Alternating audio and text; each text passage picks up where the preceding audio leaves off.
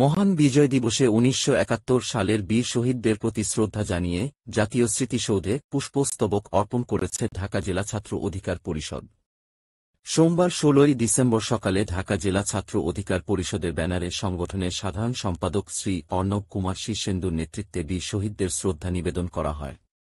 এ সময় জাতির সূর্যসন্তান বীর শহীদের প্রতি বিনম্র শ্রদ্ধা জানাতে আনন্দ র্যালি নিয়ে জাতীয় স্মৃতিসৌধে পুষ্পস্তবক অর্পণ করা হয়। আমাদের স্বাধীনতা রক্ষার জন্য আমাদের নির্দলীয় একটা সরকার দরকার।